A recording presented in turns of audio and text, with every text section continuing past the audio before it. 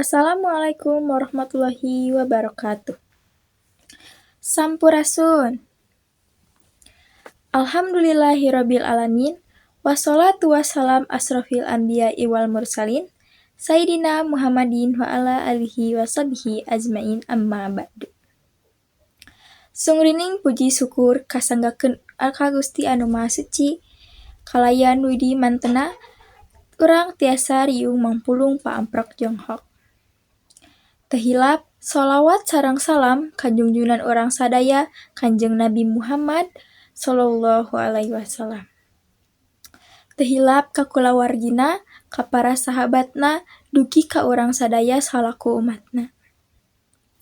Ibu, bapa, guru anu dipika hormat, sarta rerencangan anu dipika cinta. Sataacana ngahaturkeun nuhun ka panata acara anu parantos masihan waktos sareng tempat.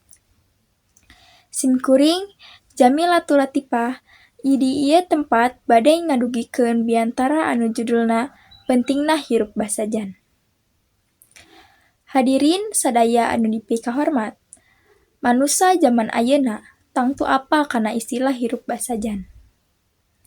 Hirup basajan nyaeta hirup saduhuna, nyaeta sederhana dina panampilan, dina sapopoe urang kudu hirup basajan atau hirup sadarhana. Jalma anu hirup basajan biasana hatena lega tur daek babagi. Sabab teu kaberatan ku harta, manehna leuwih merhatikeun ku sasama. Jadi urang kudu sing hirup basajan mihirup leuwih tenang sareng bagja. Hirup basajan oge loba pisan kaleuwihanana.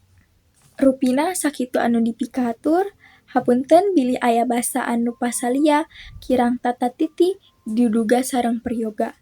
Bobo sapanon carang sapakan, neda agung, cukup lumur sebar pangampura anu diteda.